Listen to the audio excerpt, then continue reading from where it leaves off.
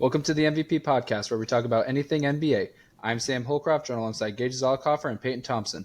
Before we begin, don't forget to follow us on Twitter at Momentum MVP, follow our Facebook page at MVP Momentum Podcast, and check us out on YouTube at MVP Momentum Podcast.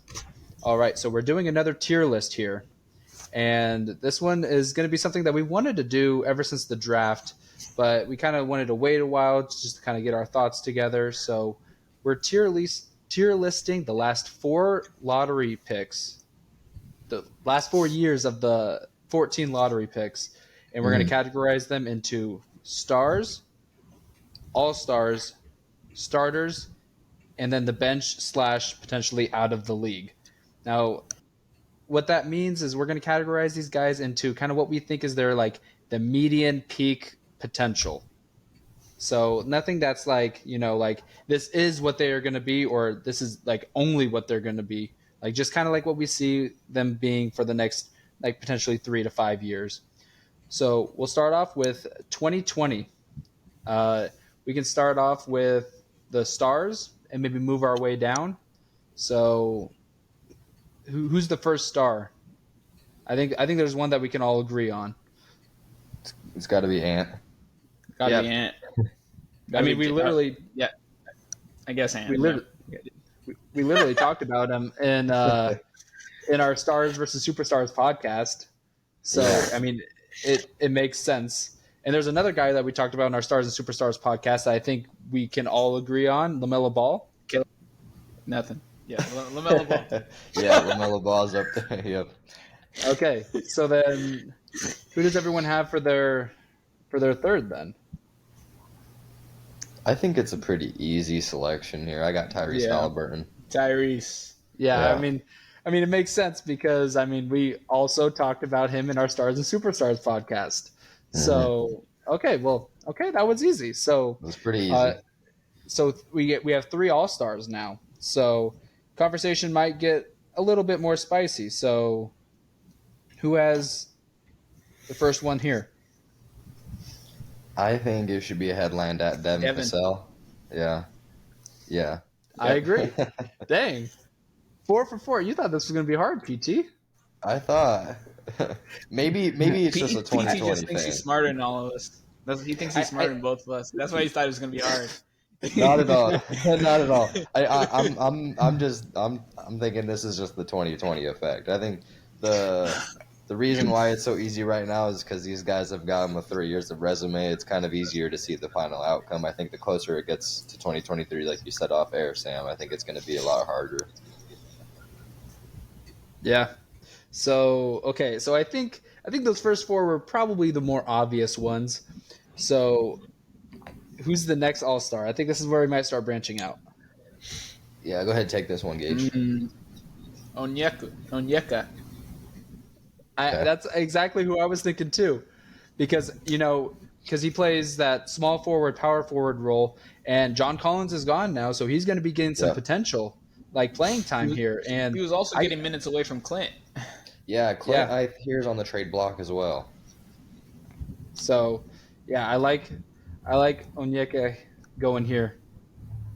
Yeah, Onyeka was my third selection in this tier. My second selection was Isaac Okoro. I think when you look at the kind of two-way player he can be with his shooting potential, also being a part of a winning team, there's not a whole ton of shots for him to take, but he's going to be a high-impact defender, a good athlete. He's going to be a good shooter on a winning team, so I think it's hard to leave him out of that conversation. Gage, did you have Okoro as well? Sure, I can put Okoro. At this point, these are borderline selections who can. I think if I did have a way, it would have been Denny, but that's just interesting. Me. I feel like Denny's going to get all the use. I think Denny's going to get all the. He's going to be a part of that Wizards team. The foundation. And I think he's going to flourish a little bit more. Yeah. I thought you were going to say James Wiseman, to be honest. No, I'm not joking. I think Wiseman has a case, but he's not on my list. What were you going to say, Sam? Yeah.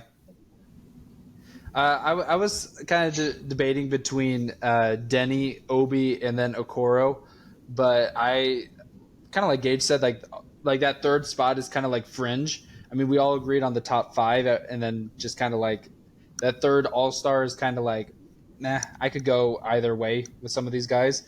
So Yeah. starting with Denny, so are we pretty confident with Denny as a starter then? Yeah. Yeah. I mean, I don't think he's going to get more playing time since Bradley Beal got out. So we don't think that we're going to head him to the bench and just never see him again. Just think the Wizards suck, dude. Like it seems like a lot of the time, like their picks are pretty solid, but like they just don't know how to properly utilize their draft picks. And we'll talk about Payton, Johnny Davis later. Payton. We've talked about them already. It's okay. Okay. I just got to spill it more. We've talked about them on our tier list before, and I'm sure we've touched on them in other podcasts, but it's just so frustrating. Honestly, at this point we need to have like a 10-minute section just to talk about the Wizards, like the weekly Wizards. We'll call it the weekly Wizards 10 minutes or something. Yeah. Wizards and Blazers. Wizards and Blazers. How about we do that? How about we just have a full podcast about the Wizards, and honestly, non-scripted, just get it out. Just a rant. Yeah, we can get some notable like Wizards and Wizards fans to like just call in and just vent their frustrations. Just let it out. This is a safe spot. Yeah. And we don't even like have any timestamps. We just throw it out there, and we just just call it ASDF and GH. Don't give it a title. Just toss it out as a rant. Yeah. All right. So I was debating putting Obi up in All-Star, but I mean, I feel like it's kind of tough because since I don't think he really starts for the Knicks right now, correct? He is traded. Where did he go? I'll look it up real quick.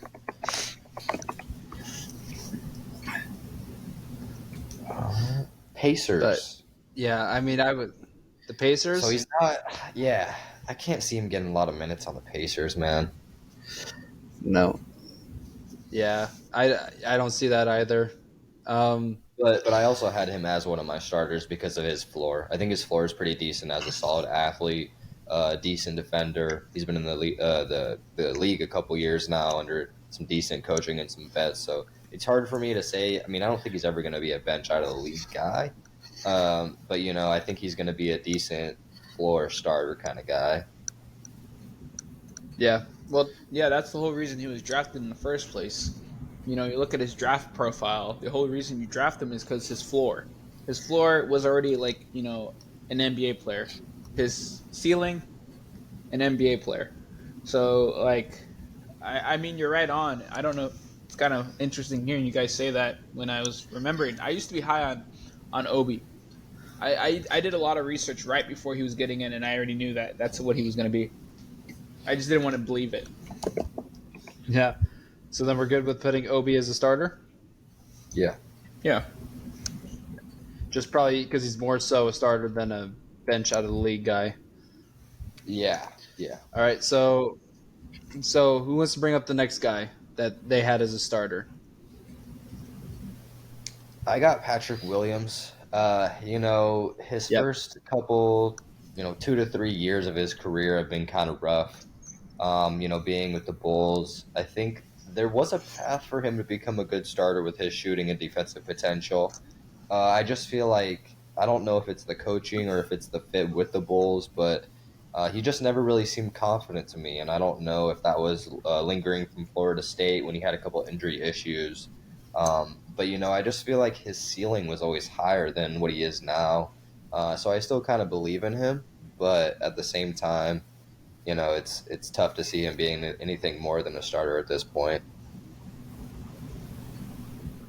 Are you cool with Patrick Williams here, Gage?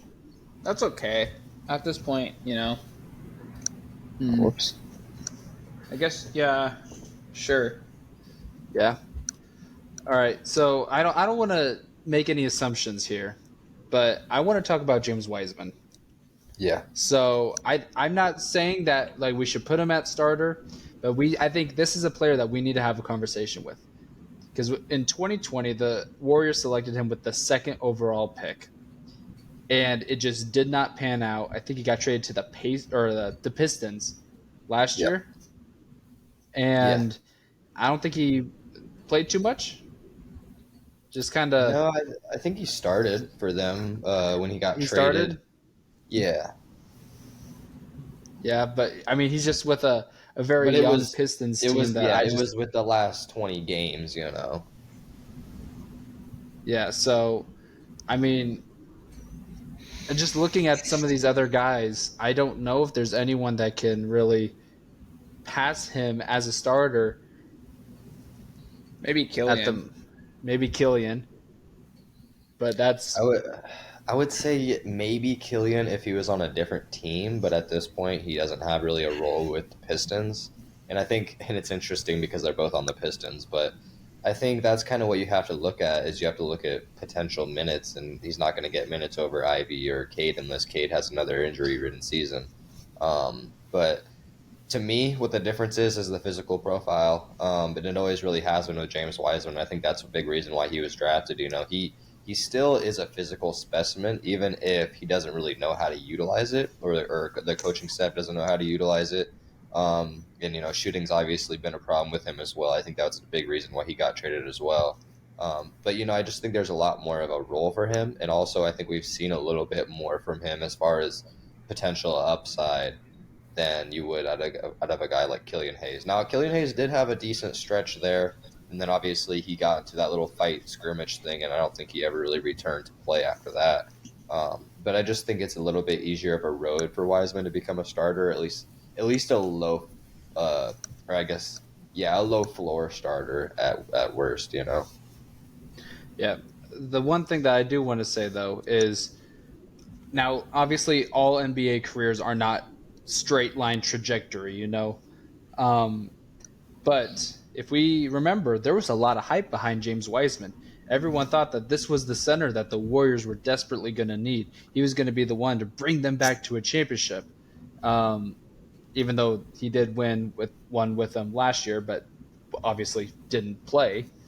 Um, but like just looking at the trajectory, like in 2 years, I wouldn't be surprised if he is a bench or out of the league because of where he was and where he currently is and where he might be. So then, do we probably agree Wiseman as the starter? Our Well, last Yeah. one. I want to hear what Gage has to say about this kind of divide because I think we all kind of agree that the bench guys are Kira, Aaron Nesmith, and Jalen Smith. I kind of just want to see what Gage has to say about the two left. With James Wiseman, I feel like the only issue with him is that, I mean, his defense is still passable, but he just can't shoot. And his time is kind of running out because when they did draft him, he was one of the youngest players in the league. He was, I think, the controversy with him was that he only played 12 college games in his entire life, and then so basically it's almost as if he went straight from high school to the NBA. Um, Unfortunately, it did take him some time to adjust, and he's just getting older. Eventually, teams are going to just give up on him because he's shooting an abysmal 16% from three. But the only reason I do think he makes that case above Killian is because Killian has had spurts. Killian has had the minutes, um, and has shown that he can't really do anything well. I mean, even when Cade got hurt, that was his chance to shine and show that he belongs in the team. And now you have one of the worst teams in the league who is actually there just to develop players. You see that they're actually trying to trade Killian. I mean, that's not a good sign at all. I mean, so yeah, I can see where you're coming from. James Wiseman's going to have a couple more chances here and there if he can get his 3-point shot to passable. Here's the thing: I think James Wiseman can honestly be a better player than any of those players in the All Star rank if he could just get a three. I really do. I think he could have a better career than Devin, Onyeka, and Isaac easily if he could just knock down threes and be kind of the player they expected him to be. So I expect him to come up with kind of a jump, but um, I think I think it's going to come down to just NBA politics for him for Killian. All right. So then, right now, we agree James Wiseman starter, Killian Hayes bench. Yeah. Yeah. Okay. All right. So that wraps up 2020. We'll now move on to 2021. I feel like this one, the top guys are. I mean, there's quite a few, but I'm kind of interested on who you guys want to bring up first. I think the smart thing to do is to get the obvious one out of the way, and that's Evan Mobley. I think out of this draft class, he's probably shown the most upside as far as being a defensive player. Not Cade? And no, because I think Evan Mobley has played more games, and him finishing top 3 defensive player of the year means a lot more to me than averaging 25 and 5 on a losing team, but also being hurt most of your sophomore year. I just think he has a more complete um, career right now, unfortunately. And obviously, it's 2021, so it's not a sprint. But I think when we talk about defense plus offense, and then also winning games, it's hard to not put Mobley in there for sure. And then, like you said, Cade, he's in the same category. I just think Evan Mobley's a little bit more obvious. I just think it's just not really too fair. Yeah, Cade has just been hurt, but play style. I still like Cade. I think he was supposed to be, when he was coming into the league, Ben Simmons 2.0. So I guess, but Ben Simmons 1.0 is not, a little shaky. Yeah, and I feel. I mean, I think we all agree that this was 1-2. It doesn't really matter which order we put him on. It's not like we're having this guy be like super. Like we have one category that's just one person, like superstar. Who's going to be the superstar of the class? Because that could be a debate between these two guys. But yeah, I agree with both of you. Like both of these guys belong to be here at this star level. I think they both contribute a lot to their team, whether they are a winning or losing team. But yeah, I really like both of them being at the star. So I'll bring up who. Go ahead.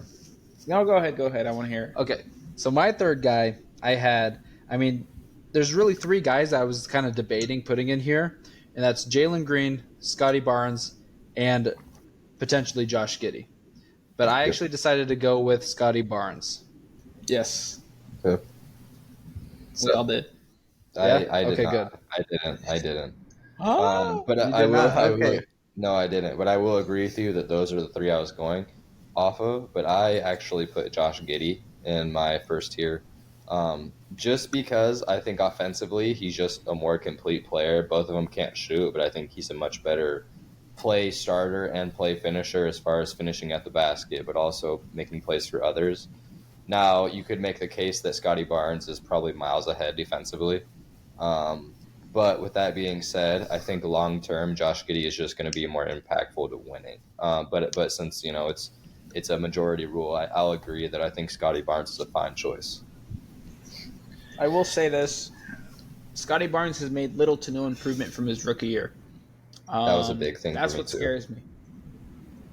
But yeah, so if you were thinking, Josh Giddey, it's still Josh Giddey. Even then, like, has Josh Giddey got into the levels that Scotty Barnes has already? I don't know, but maybe he can catch up in the future. He currently has an All NBA first team guard with him in his backcourt, so like that helps. But also true. Scotty Barnes has had an All NBA third team forward on his team, so it's like an all-star point guard. And an all-star point guard, yeah. So, help is relatively the same, and Chet's going to be pretty good, and we'll talk to him with the 2022 group. But I think that both of these teams are pretty well stacked up, comparable to each other. It's just, I feel like with the guards that, or I guess the guard/forwards that Toronto has with Pascal, Gary Trent, and OG, that just Scotty kind of gets mixed in the shuffle with those guys, because you could have all 4 of those guys start, but Pascal has to start at the center, and then you would have had Fred as the point guard. So It's just playing time. He could have had more if there was no Gary Trent or no OG potentially. Yeah. So I feel like Scotty Barnes could have been doing more for his team if it just wasn't so packed. If that makes sense.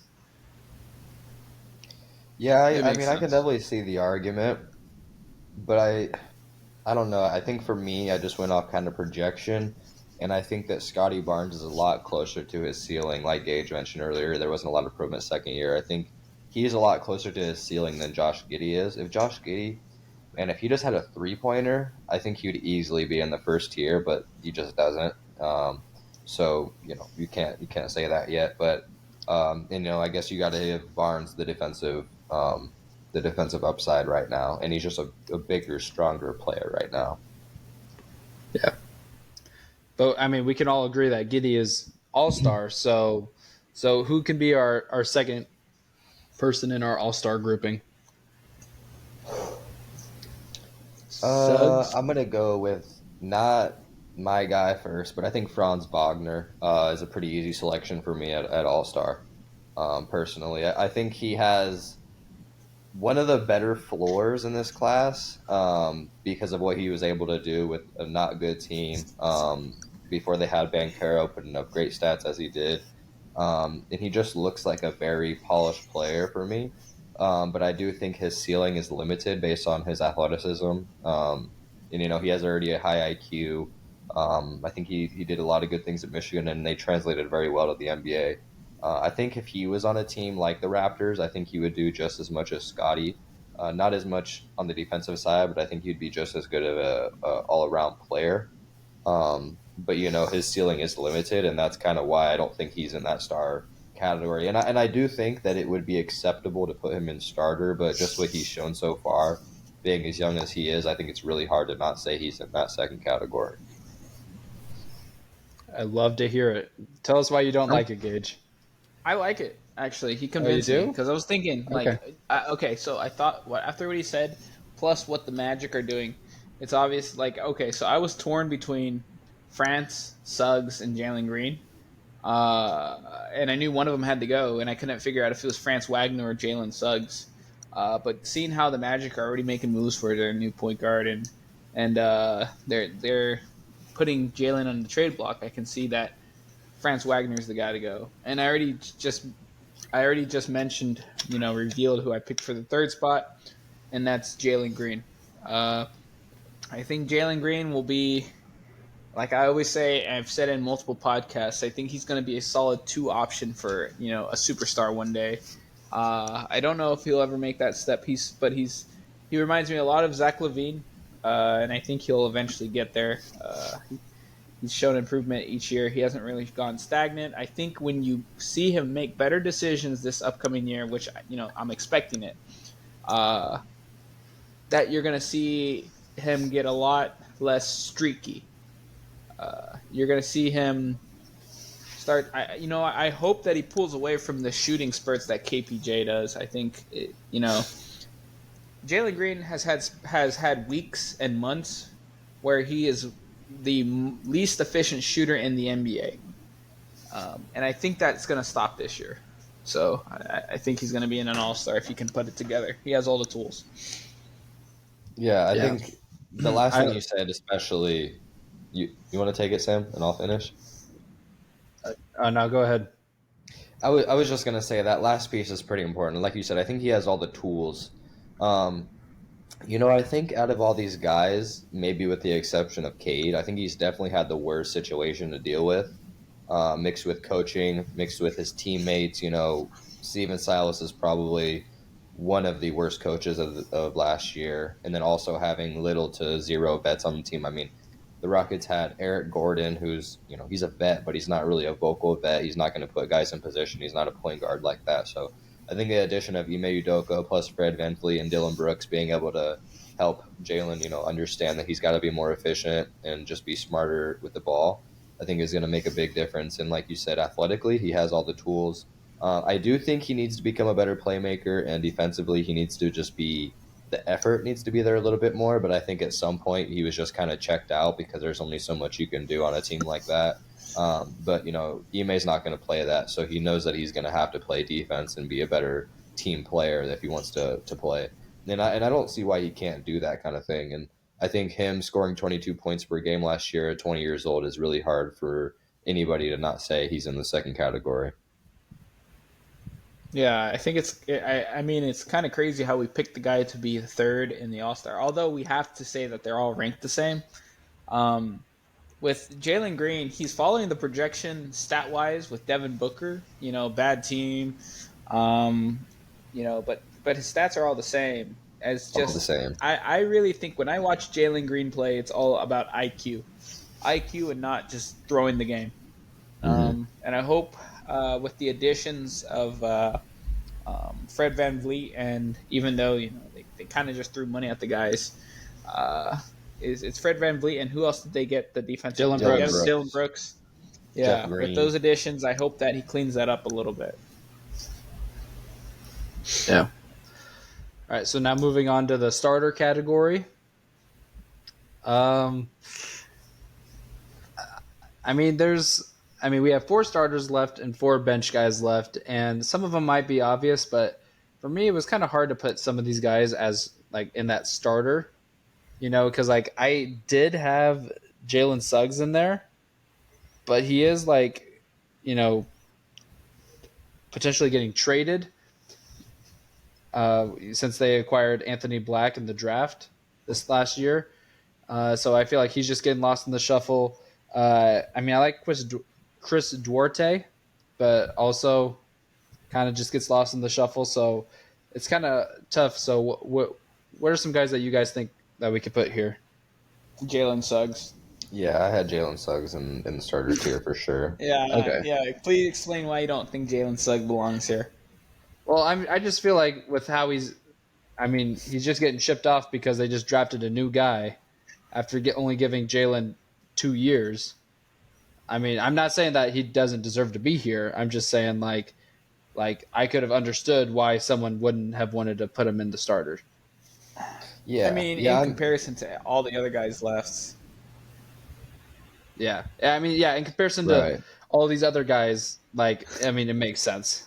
Primo's not even in the league no more, so there's a free spot. Yeah, there's 2 guys we can put bench out of the league for sure, Primo and Book Knight. Book Knight's still in the league, but he's getting really close to probably not playing again. Really rough summer league. Yeah. Yeah.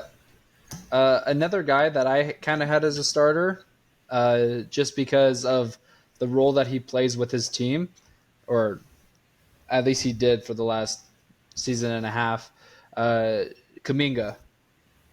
I liked him as a starter. Obviously, I don't think that he's going to be. I don't know. No, I agree. Did he get traded, or is he still there? I don't think so. Yeah, I think he's still on the Warriors.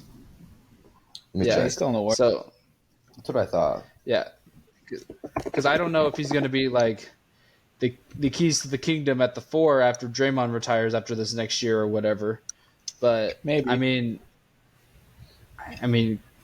Yeah, potentially. But I just feel like with the other 4 guys that he's competing with, that he's worthy of at least one of those 3 starter spots. Yeah, I think when you just look at his athletic tools, he warrants being a starter still. He really just needs to be confident and kind of figure out, I think he needs to figure out his role in the NBA, and I don't think the Warriors is kind of the best place to do that because they're trying to win. And just like Wiseman, it's really hard to find a role on a team that's trying to win right now. And I think he's one of those players that kind of needs a fresh start on a bad team and can kind of just easily do his thing and kind of figure it out.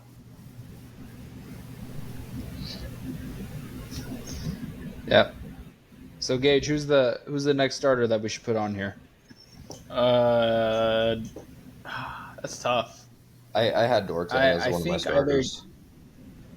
I would say Duarte or Davion. I couldn't decide. I had both.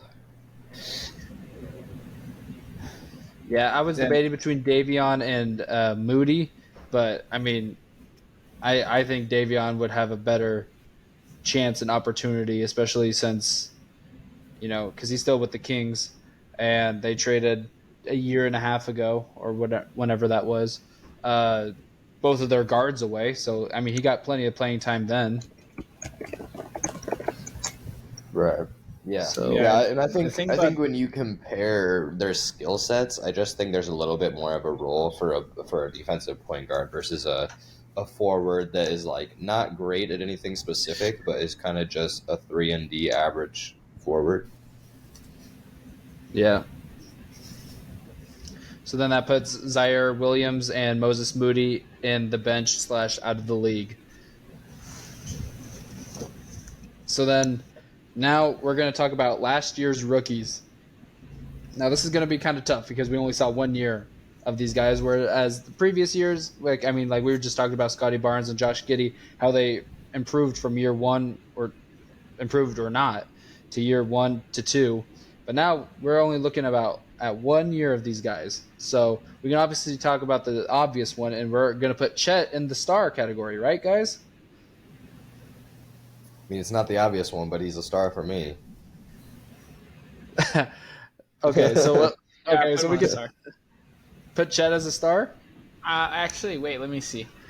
We haven't even seen him play a game. Hold on. Let's just put Banchero first. Okay? Yeah, let's start with Paulo. You tried to pull a quick one. It didn't work, though. Yeah, so obviously Paolo, the number 1 star. But, okay, so are we really going to put Chet as a star when he hasn't even played an NBA game yet? Jaden Ivey next, and then we can discuss it. Jaden Ivey next. I don't think Jaden Ivey's even in the star tier. Yeah, let's talk about Keegan Murray before we talk about Benedict. No, there's no way that you're just overlooking Keegan Murray like that. I think you the man can. who broke the I think you can. Who broke the rookie 3-point record in the season? I think as a 4? I think that's all great and everything, but I think one, he benefited from being on probably the best team out of all these players. And 2, he's one of the older rookies in this class next to Jalen Williams. So those 2 things alone, his ceiling being capped and 2 being on a really good team where everyone else can take all the pressure off of him, I don't think it's a great case for him to be a star. Paired with his role being a 3-and-D player, I don't think he's ever going to be the type that's going to be a self-creator, and he's never going to be a great one-on-one defender either. Like, I think you can make it, like, all right, let me give you a case for Chet. I think the second he comes in the NBA, he's going to be a top 5 defensive center. Now, that might sound crazy, but I think he has the tools to be that with his length and height and his timing. And I think he's a lot tougher than what people think he is right now. And obviously, like you said, he hasn't played any NBA minutes, and we're going to have to see that. But being on a team like the Thunder that kind of has already an established identity that's kind of on the uprise, also having 3 players that debatably could be better than him, taking off the pressure on him. I think he's going to have a very specific role on that kind of team, and it's going to play in his favor. Now, the one thing I don't really like about that situation for him is there's not really another big guy to help him take on bigger guys, so he's going to struggle with that matchup, but I do think he's going to surprise people on how good defensively he is right away. Now, offensively, we'll have to see. But I don't see him being a terrible shooter. He's not going to be a Jabari Smith or Paolo kind of shooter either. But I think he's going to be a good enough all-around player to be in this category. So what do you think about Chet, Gage? I think he is. I think he's the realistic version of. Okay, actually, I'm trying to think of the if perfect you guys analogy think he's in here. the All-Star, that's okay. I can accept that. But I don't think any lower than that, and I think that's a little bit disrespectful because of his intangibles. I think it just is. All right, so my thing with Chet, all right, is so I'm about to be like next month. I'm turning 25. Like my body's not as good as it used to be. Stop So it. I have a hard time jumping, and I don't like jumping to conclusions that we just think that he's going to be a star when he hasn't even played an actual game yet.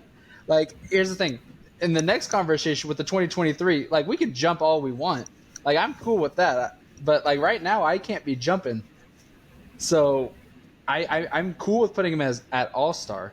But I just don't think that, I mean, especially with, like, I mean, everyone was clowning Victor this year. I mean, everyone was clowning Chet for his physique last year. But I mean, Chet also put on like how many pounds of muscle? Like Like 15, 10, I think it 10 to was. 15, yeah. Like 10, 15. Yeah. So he he's put in some work, and that like helps his case, of course. Um, but yeah, I'm not prepared to put Chet in that star category. But if Gage agrees that we can do that, then I guess as long as you guys are doing the jumping, then that's fine. I think Chet Well, is like, like to me, Chet is like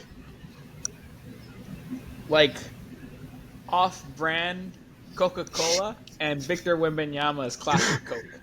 Like so the thing so is, so he's a star. Because Victor is a potential Hall of Fame yeah, player, right? I mean, it because depends. at that point we have to talk about the gap. What's the gap? And I think it's pretty significant, but I don't think it's so significant where you put Victor. Okay, let's look at it like this. Victor has the potential to be at his peak a top 3 player, right, in the NBA.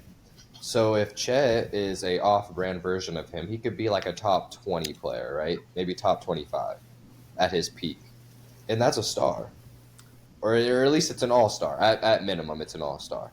Debatably where you're It at, right? depends. How far off is Save Best Cola from classic Coca-Cola? You tell me. Well, If it's now we're passable, now we're getting you would get. into But the yeah, Would semantics. you now we're buy now it? we're Would comparing you take it to your two 4th of different. July party? Well, come on. Would you give it to your guests?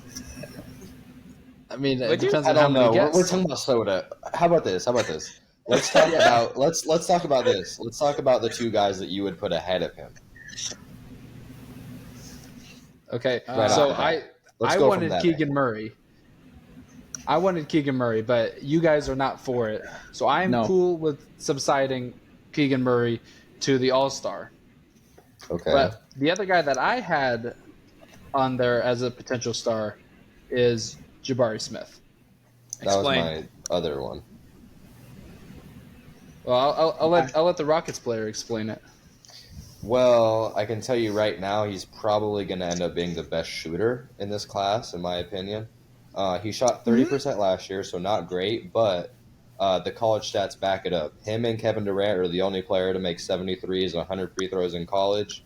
He had an off year, but I don't think the system that Silas was running, along with our very shot-heavy guards and putting him in the corner, helped him at all. I think Ime Udoka is going to tap into how to actually use a real shooter.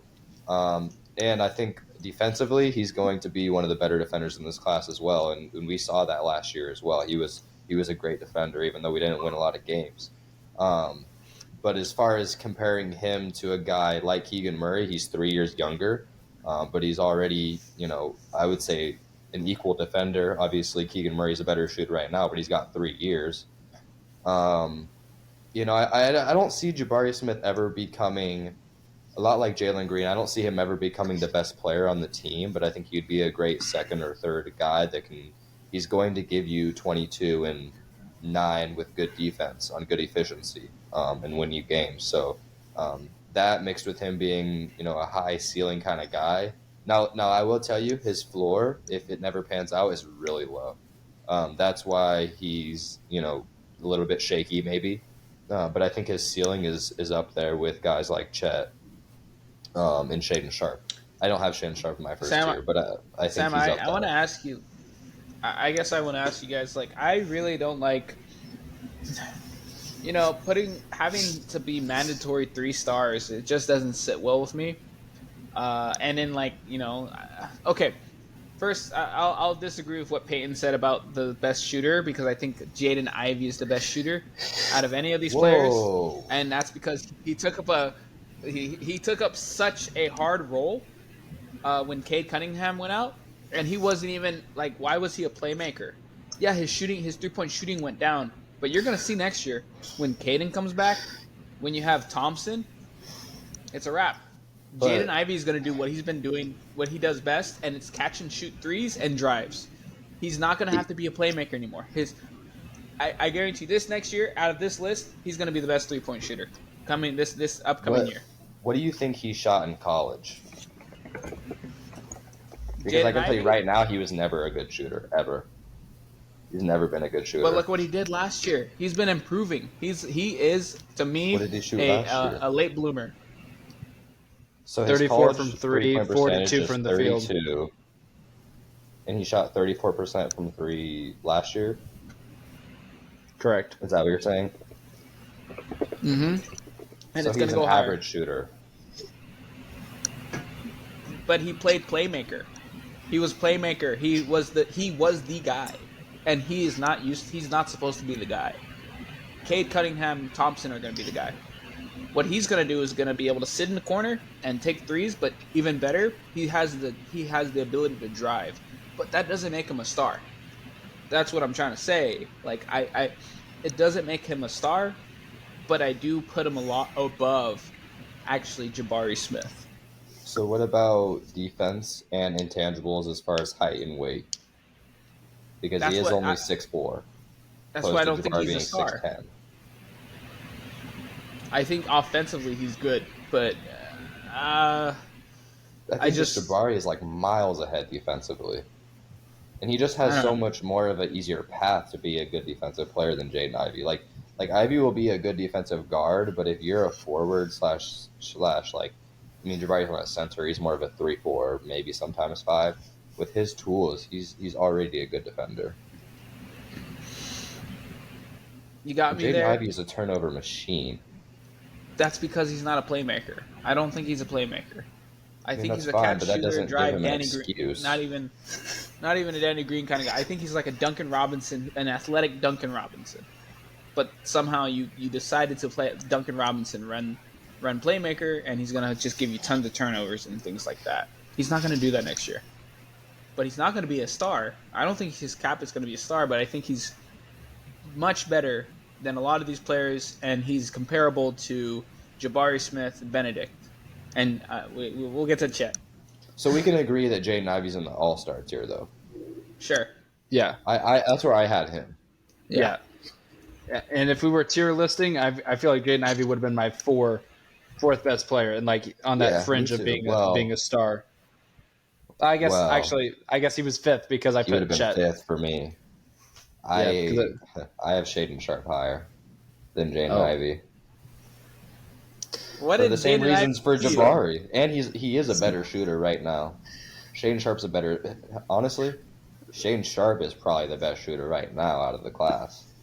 That's what the numbers say. He had to do the same thing. He had to be lead guard when Dame was out and Simons were out. So he doesn't, it's the same thing. He just shot better percentages, but is also a longer, taller player with better defensive instincts. He's also an all-star for me. I can't put him in that star category, but he's higher than Jaden Ivey for me. And he has less turnovers. And he's younger, I believe. I don't hold the turnovers against the man. That's I don't necessarily unless if you're either, but I think unless when if you're league comparing leading. to-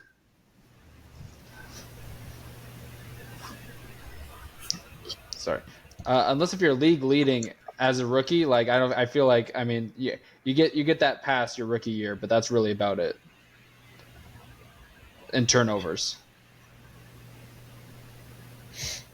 So I agree with So what I think if Gage we put said. Jade- It kind of depends on usage and how much you handle the ball. But if we're comparing Shaden and Jaden Ivey, they both handle the ball equally as much. Maybe Ivey probably did a little bit more as far as like throughout the year, but towards the last 30 games, Sharp was by himself. Yeah, But he's a better shooter on the same So kind I of think- volume. I think it's since we put Ivy at the All-Star, I think that kind of forces us to put Chet in the star category. Ah, I mean, you could put him lower, but I think Jabari has earned himself a star position as well, just based on his ceiling and intangibles. and that's what I was thinking too, because I mean, there's no one that we talked about. I mean, you think Benedict is worthy of a star, Gage? No, I think Benedict had a good year. I'm pretty sure he was in the running for something. no, Benedict Mathurin's a great player, but he's also one of the older players in this class too. Like, I think, how much are you guys factoring in potential? Because for me, it's a big deal. And when you're talking about guys that are older, it's a big difference. 2 to 3 years is a big difference, man. You know, like 23 Yeah. to 21 is a huge difference.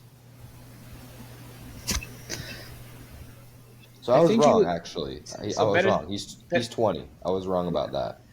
yeah, Benedict was in the running for Rookie of the Year. I think he finished. He Probably might have third. finished probably I fifth. mean, I think it was fifth. Mhm. I mean, we knew who the rookie of the year was going to be, so it's just like just fighting for pity votes. Sure, Man, but I don't know. Jabari, I'm I guess rethinking this Jabari gets maybe. more chances. I Yeah, think Benedict does have a lot of. The politics are going to get. I think if Benedict doesn't become, because I don't know about the star, but if we're talking just straight star, then I'll put Jabari as a star. But I think as it looks right now, I think Jabari's a shaky star. yeah, I would be yeah, okay putting Jabari All Star, but I don't think you could put him and Chet in All Star, and then put Ivy and Murray. You know what I mean? Like it has to be one or the other. yeah. That's kind of because my three were Paolo, Jabari, and Keegan, just because I haven't seen Chet. But then I had Ivy, Chet, and Sharp as my three All Stars. So I had Sharp as my second team as yeah, well as my All Star. yeah. So Gage, do you have any opposition to putting Shaden Sharp at All Star over Benedict, or can you make the case that Benedict deserves to be over there over Sharp? Because I could potentially be swayed. Me too. Mathurin Benedict. Yeah, I I I I, I think it's a toss up. I could see either one. Uh, if you guys want to do Shade and Sharp, then that's okay. But then I guess Benedict has to be a starter. no, I it's mean, either he's an All Star unfortunately, or he's a bench. I'm sorry, that's just how it is. I'll tell you why Shaden Sharp gets the nod for me. I think they're both really good players right now, but I think the way that the NBA is going, they value offense more than defense. And I think Shane Sharp's going to be a better offensive player, better scorer. And I think Matherin's going to be a better all-around player, better defensively. Um, but I think the NBA really, and it's kind of politics, but it is what it is. And so I think Shane Sharp is going to have more opportunities to play more minutes. Obviously, he's going to be starting next to Scoop, but when you talk about the Pacers, they're going to have what? They got Tyrese, Miles Turner, who they draft this year. Was it Jarris or Taylor Oh Hendricks? no, they got Bilal Kulabi. I'm not worried about it So then. Kubalali. so Benedict was fourth place in Rookie of the Year and also received votes for the sixth Man of the Year. Right, like who was starting over him even? But he like that's what I'm saying. He It wasn't was even starting. Tyrese and Buddy. Oh, and Buddy, that's going to be the other Buddy Hield guy was that he's starting going over. to have minutes from too. And I don't see him not starting either. And with And Dame then, getting potentially traded, I mean Shaden's going to be out oh there with yeah, Shane's Scoot, going to right? get 35 minutes a game. Yeah. Yeah. So, and that was kind of like my logic too, with those two guys. So, so who's the next starter that we want to bring up? Jalen Um, Williams. yeah, He's Jalen already really Williams. good. Yeah, he suffers from the same knock that Keegan Murray is. He's just very old. I think he's actually the oldest player in this class. and he had a very good rookie year. And he's a very good all-around player, good shooter. Um, and I think, like you said, Gage, I mean, obviously this exercise is not easy. It's meant to be hard. But I think he could be another player that ends up being a lot more than just a starter. But I don't necessarily know if I see star potential because I think he's pretty close to his ceiling. But I can see him being, 2, 3 time All Star, depending on the year, maybe injury All Star. Um, and I really like his defensive tenacity. I think that helped the Thunder win a lot of games last year, and I think he's a very smart player. But like I said, 2, 3 years matters a lot in the NBA, so that's why he's a starter for me. Next guy up, Jalen Duren. What do we think? I agreed with Jalen Yeah. Duren. Yep, I agree too.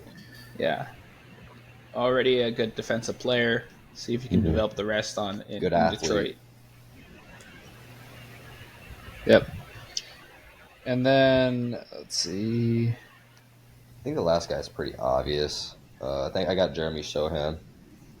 Just his defensive upside. He's already a really good defender, but I think he can be even better.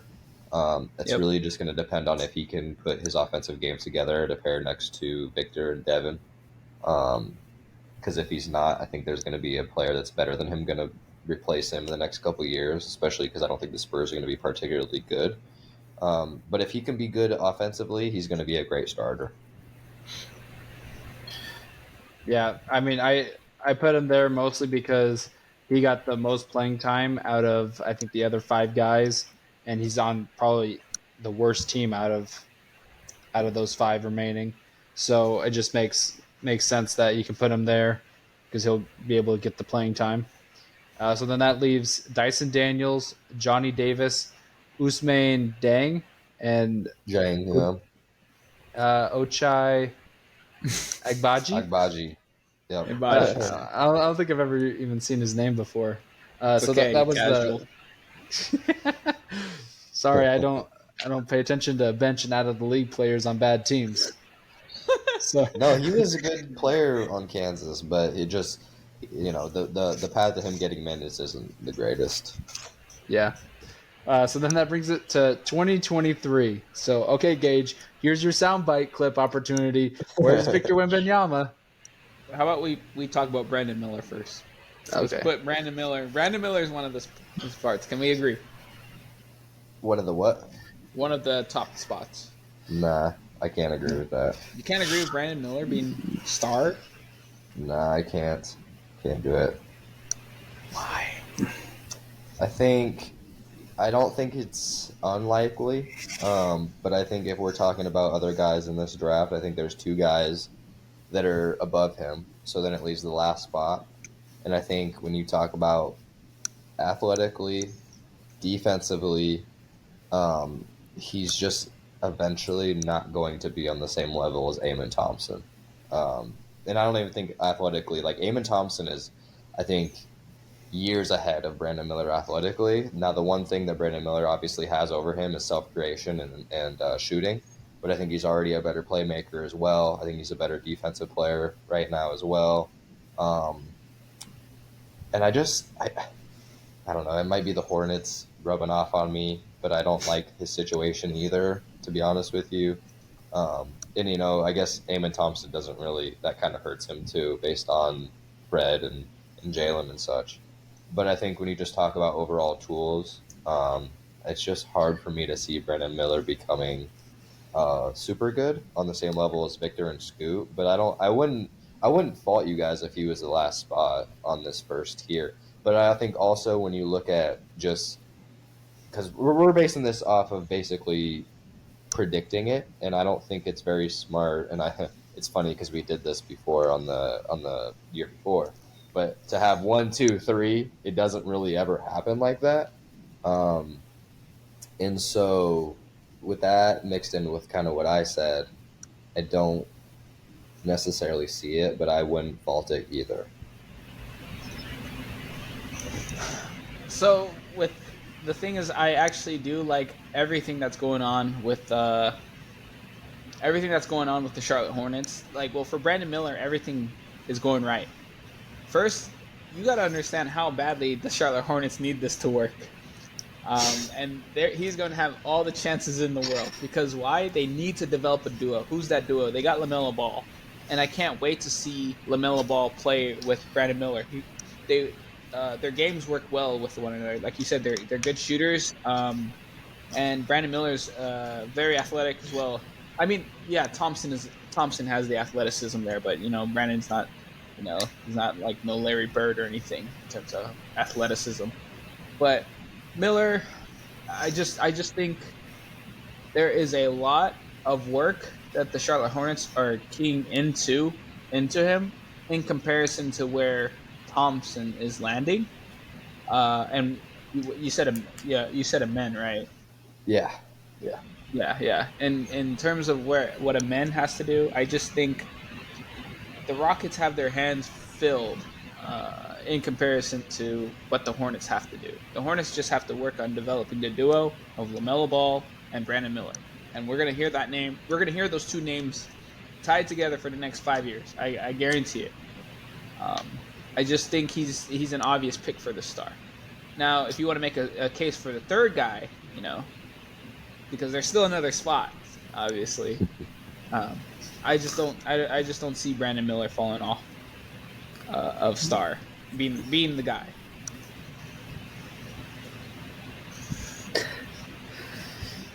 So, hear me out. I also put Amen Thompson as a star. I like putting Brandon Miller as a star. But then how can we put Scoot as an all-star? So how about we put all three of those guys in as a star, and then we just leave Victor for the next category? Well, what do we think?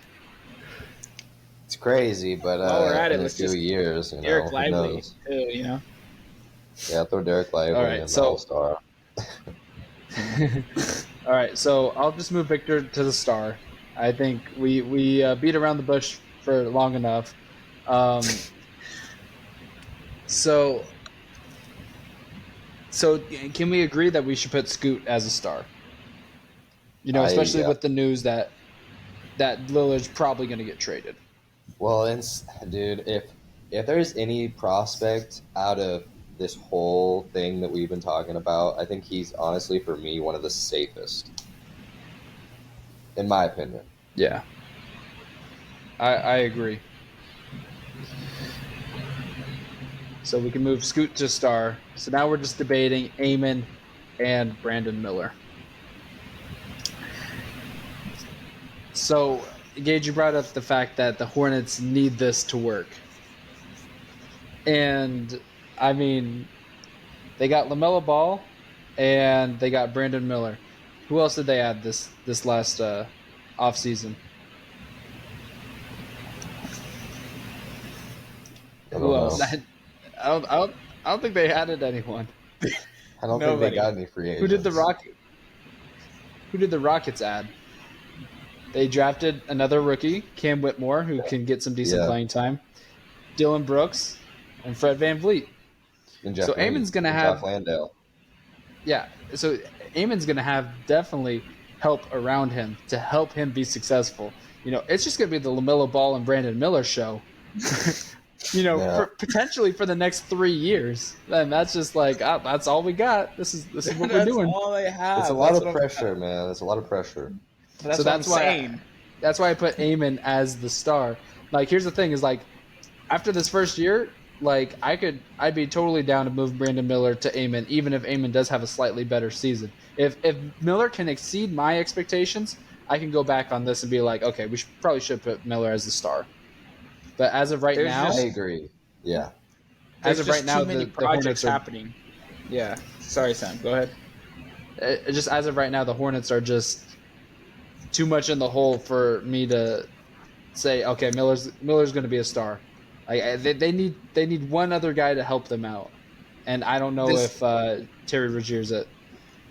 No, he's definitely not it. They know it's not it, but they're lying to them. They've been lying to themselves for the last 3 years about if he's the guy. He's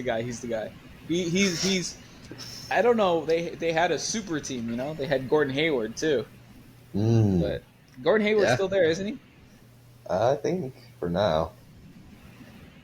Yeah. I think there's rumors like all year about him getting traded for basically a salary offload. But let me tell you two more things, and I mean I realize I'm a bit biased about this as well, but let me tell you two more things that I think kind of go in Eamon's favor. One, I think one of the two teams has a significant path to having a center. Not only that, but a center that is a playmaker first, and that's Alfred Şengün. That's going to help Eamon off his cuts, alley-oops, and drives. Second thing about it is, I think the Hornets, like you kind of said earlier, Sam, I'm not sure who they really have to spread the floor besides Gordon Hayward at 33 years old. The spacing really scares me with the Hornets. And that's assuming that Brandon Miller plays the 4, not the 3. And as of right now, they really don't have anybody else besides LaMelo that can effectively space the floor. They still got a question mark at shooting guard. I don't really know what they're going to do at shooting guard. And Mark Williams will be a fine center, but he's not really the type of center that's going to help out a shooting 3-4 like Brandon Miller.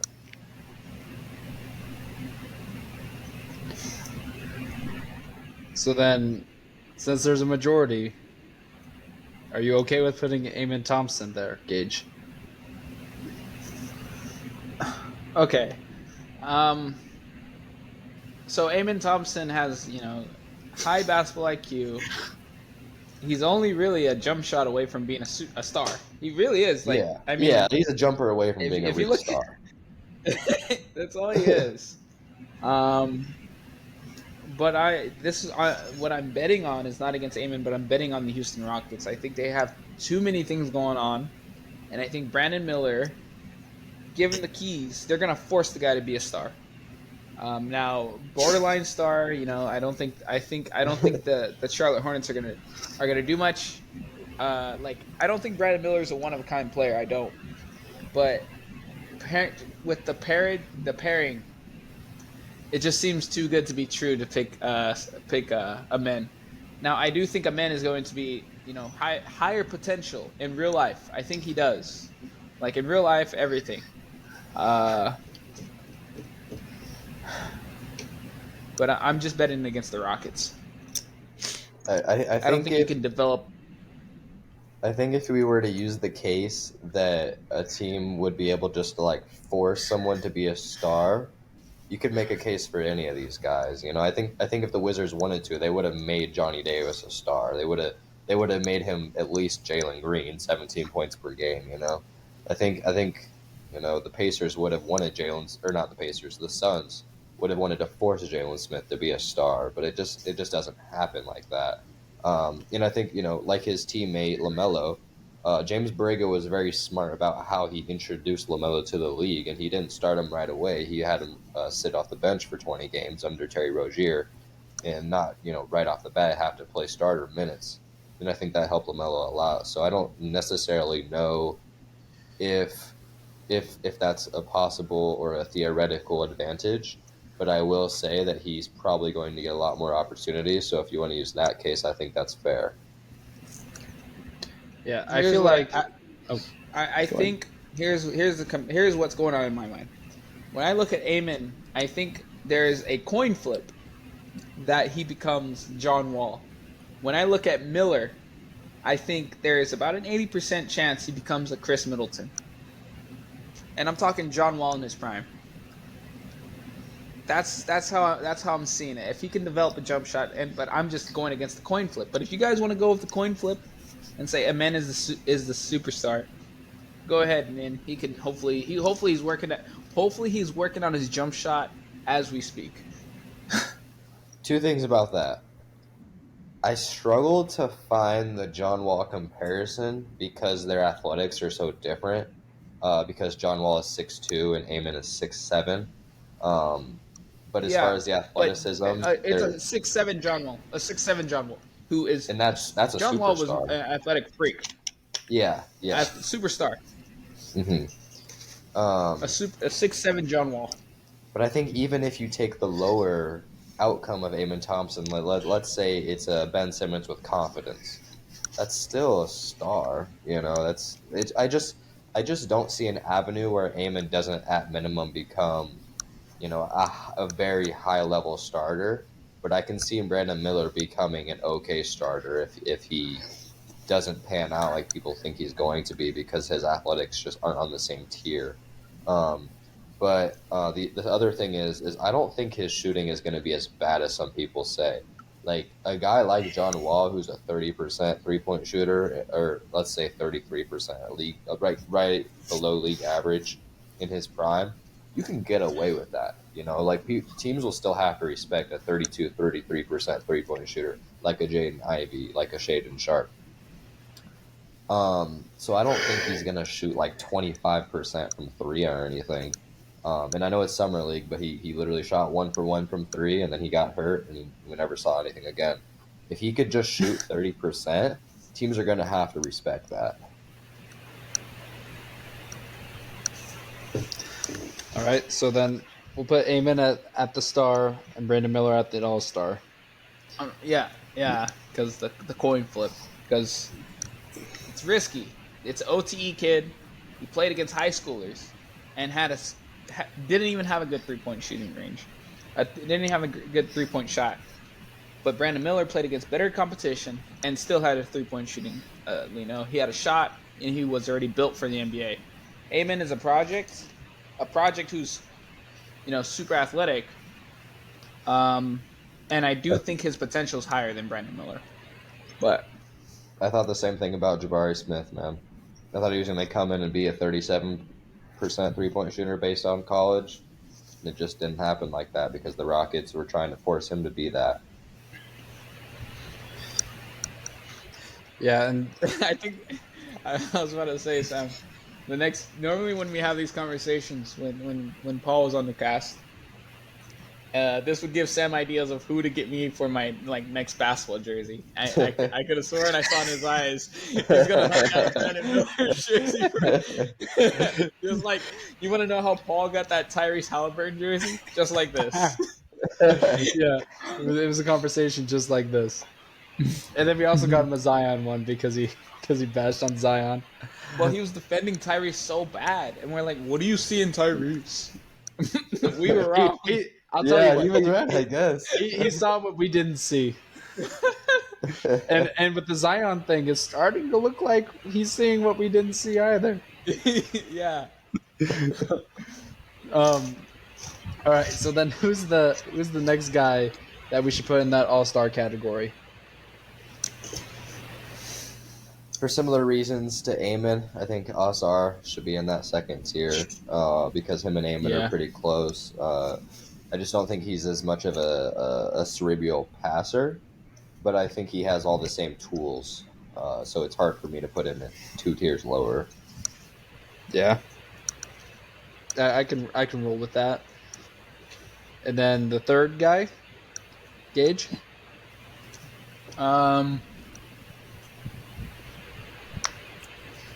I'm gonna go crazy here, and I'm gonna say, actually, I'm gonna go nuts. Yep. Derek Lively. Oh, okay. All right. Explain. I don't hate that. A good shooting big who can play all the minutes he wants in Dallas. There you go. I think that convinced me. Did it convince you, PT? I don't think it convinced me to put him there. But if you think so, I don't mind it. But I do like.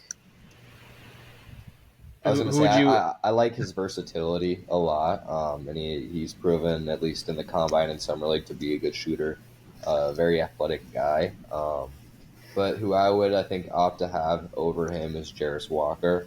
I think just based on, and where did Jarris go again? Remind me. I have it pulled up somewhere. Jarris, he went 8th. He went to the Wizards. No, so actually, Belial went to the Wizards. No, he got traded. And Jarris went to the Pacers, yeah. Right? Oh. Yeah, that's right, yeah. And so, it's kind of hard for me to see a fully fleshed out role for him. But I think as a player, I just think he's more NBA ready and is going to be a better long-term NBA player. I think his floor is a lot higher than Derek Lively, but I think Derek Lively's ceiling is like years better than or miles better than Jarris Walker. So I don't mind if you put Derek Lively higher. I could be convinced. How can you beat a 7'1" 3-point shooter who was also all defensive first team? If it doesn't translate, I think if his shooting doesn't translate, I can easily see a path where he's a bust. Where these guys that are really athletic that look like they can shoot never really come to fruition, and then he's kind of just like an athletic project. I think that's a lot like what Ousmane Dieng was for the Thunder coming out of France. He was a guy that in France was a decent shooter, very good athlete, but then it just didn't really ever come to the NBA. I don't know if it was the NBA range or sometimes it's psychological. But if you can't shoot and you're multi-positional, but you don't really know what you are, and the coaching staff doesn't really know what you are, then you can lose minutes really fast. Yeah. Someone that I was considering putting in the All-Star, and I mean, it just didn't fall out that way because I do like putting Derek Lively at All-Star, but I want to bring up Grady Dick with the Raptors. The pick that was supposed to be the Gage guarantee that just didn't come into fruition with our lottery prediction. No, it was who was the guarantee? It was supposed to be Jalen Hood. Yeah, Jalen Hood, and he went to the. It was supposed to be Jalen. Yeah, it was supposed to be Jalen Hood to the Raptors, but it was Grady Dick. So I think Grady Dick is one of the best shooters in this draft class, and I think that the best shooter in this draft class, and the fact that Fred just left too. I mean, he just has and guard wise, is it just going to be him and Gary Trent that we know of? So hey, here you go. Here's the keys. Here's 25 shots a game. That's what we were giving Fred. Go ahead, have at it. And he's 6'8". He's a 6'8" guard. So I mean, I'm not trying to convince you guys to put him in All-Star, but I'm just saying I mean, I like him as a starter, but he was an All-Star for me, but just how it landed, I couldn't disagree with putting Derek Lively or Asar up there. Starter's good. He's a good. I mean, he can find the team for someone who shoots like him and has the height. That's a thing about a lot of good shooters that come from college. Is that they find that they get to the NBA and they just can't shoot anymore just because you have faster, quicker, taller defenders that just struggle. But if you have the height, I think you can easily carve out a name for yourself. There's been a lot of 3-point shooters who have come and gone, who just fit Grady Dick's kind of frame. So I think he bottoms out to be. I think his floor is probably. Who was that one shooter for the Knicks back in 2023? Well, not 2013. 2013? 2013, old Knicks 3-point shooter. Ooh. He was kind of a tinky guy.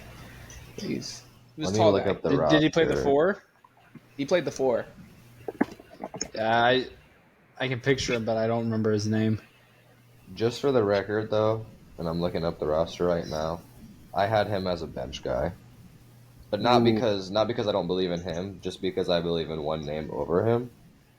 Grady Dick? Steve Novak is the guy you're thinking of. Yep, Novak.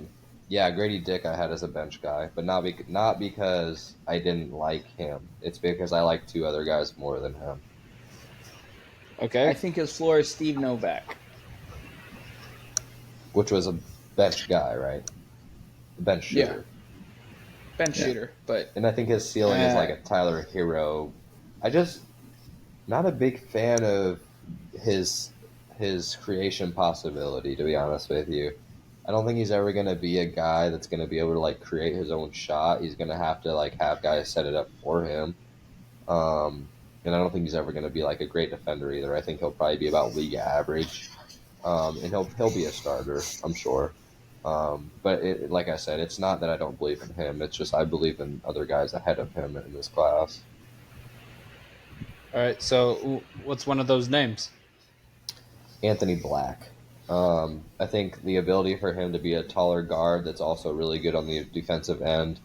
Him and Paulo and Franz are going to make a great trio. And I think it's kind of the guard that the Magic have been needing for the past, 8 years. The guy that's going to be able to set up his guys, be good at a defensive end, but also not be a super short mini guard. He's going to be a taller 6'5", 6'6" kind of guy. So he has the tools to be great. It's really, I think it comes down to if he can put together a shot, because his shot right now is pretty gross as well. But I don't think he's going to have to put together a bunch of shots. I think other guys on the roster are going to be able to do that for him. And I really believe in his playmaking upside.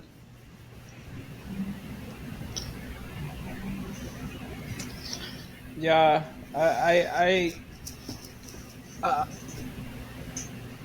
kind of like Anthony Black, but I just didn't like what he did in the summer league. It was a little shaky. It was a little scary to me. I don't know. He just didn't seem like a guy. Well, I could see him as a starter. How much I are don't know you what I'm saying. I factoring guess in Summer League? I'm not arguing for him to be an all-star. Huh? How much are you factoring Summer League? And I wouldn't either. He's just a starter for me. But how much are you factoring in Summer League? Because for me, it's probably about 15%. Like, it's a good sneak peek, but it's hard because he's not playing real competition. But then you're also not getting the upside of head coach and your real roster either. Like, I think his playmaking is going to really show when he gets put next to Paolo. Yeah, I guess I could put him at starter. I just didn't like his defense ability. Like, for a guy who's supposed to play the guard, or, playmaker, and is going to be forced to guard people who are not, like, other wings, he just was flat-footed and he could not hang. That scared me the most. He might not, when guys play like that, if they don't even have a shot, like, he didn't really shoot too well in the summer league. And then, if you can't do either of those, then you're kind of unplayable. But, he's a rookie. I can think you can put him as a starter. So, yeah. Yeah. All right, so then there's one spot left for the starters. Everyone else is a bench out of the league. Who are some guys that we want to debate?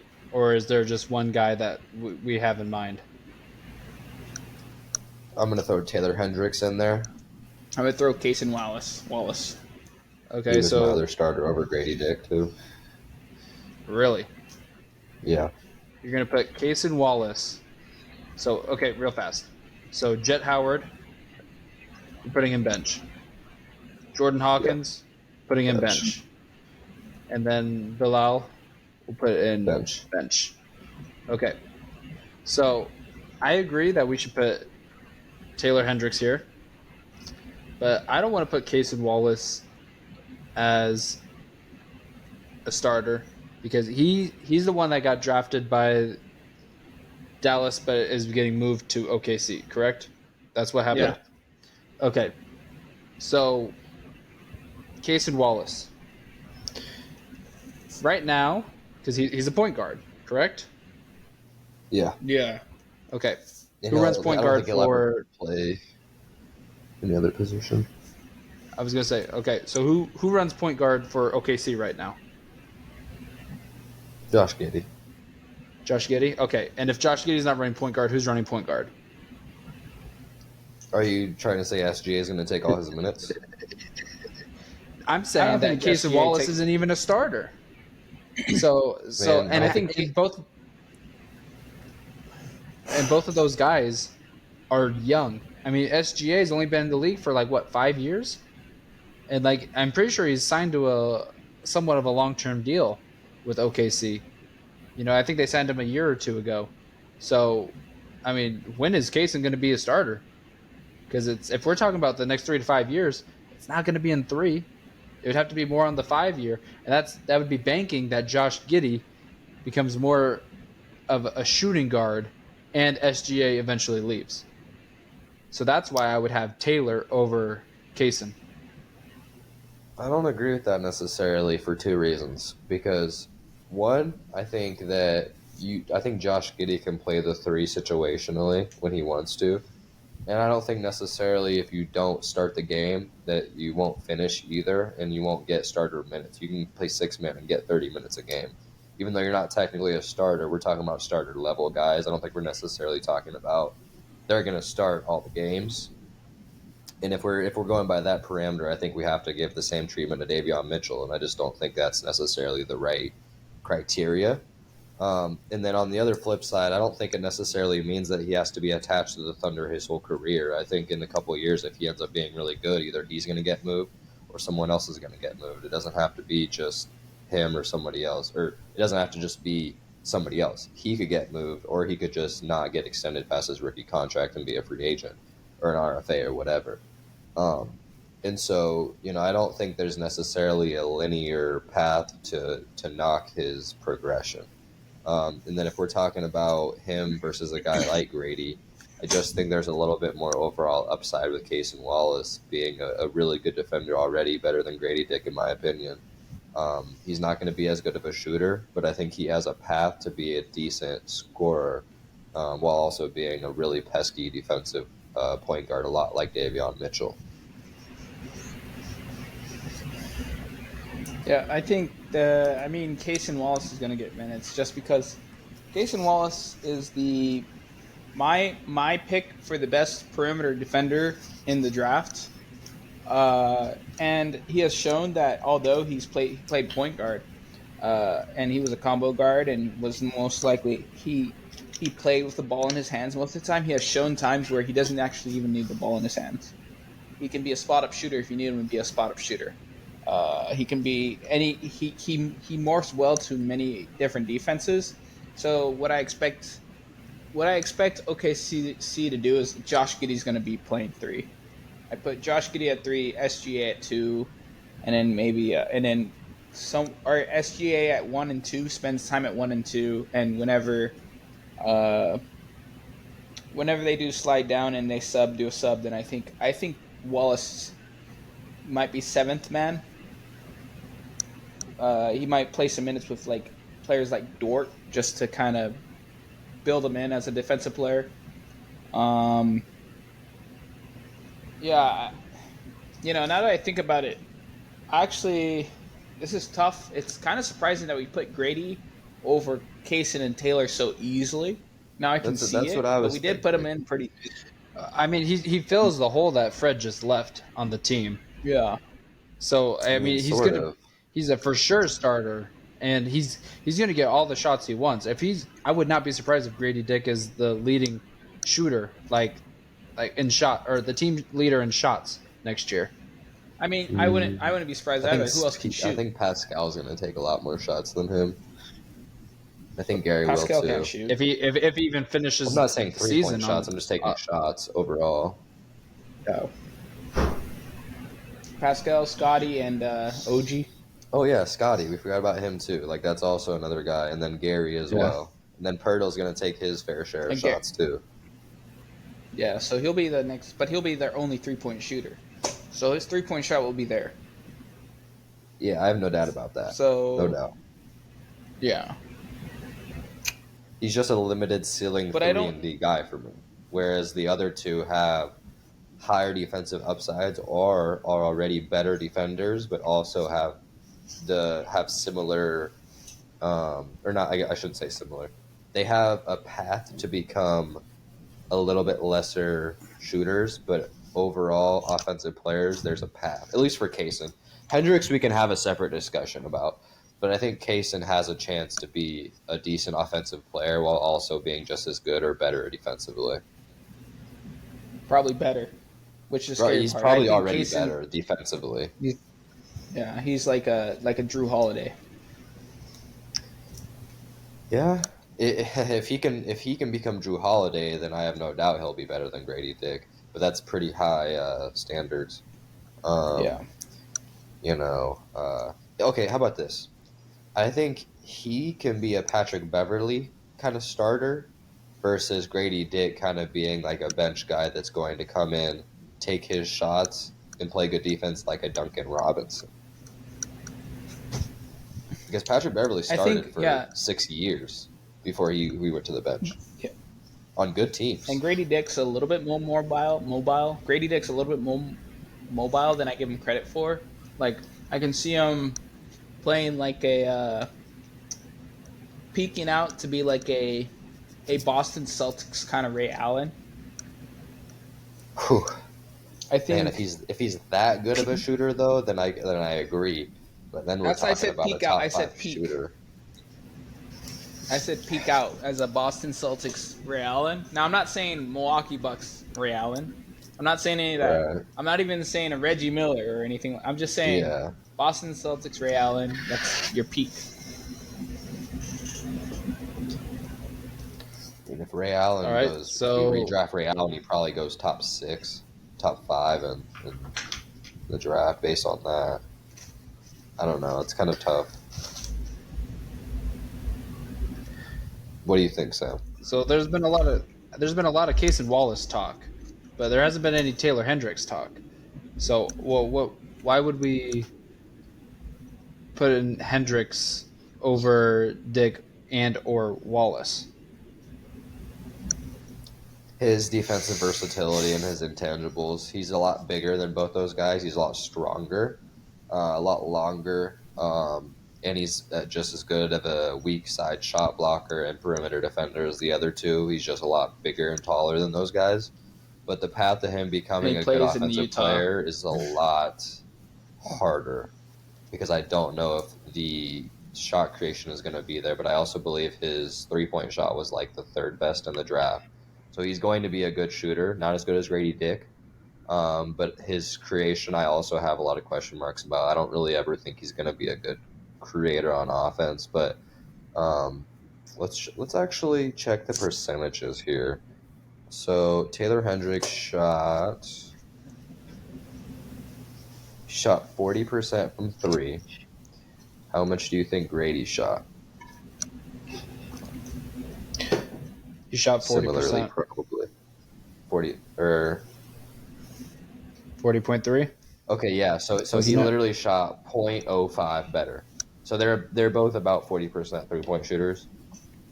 So they're both good shooters, but I think when it comes down to it, defensively, Hendricks is a lot better and he's just a lot bigger.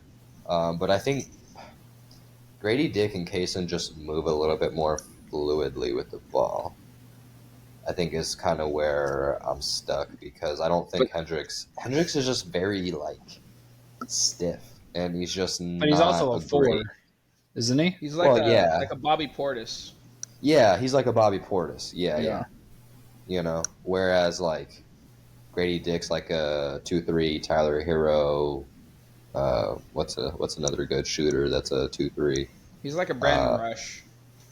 Yeah, Grady Dick yeah. is like Brandon Rush. Like a So I think you can make a case for all 3 of those guys to be a starter.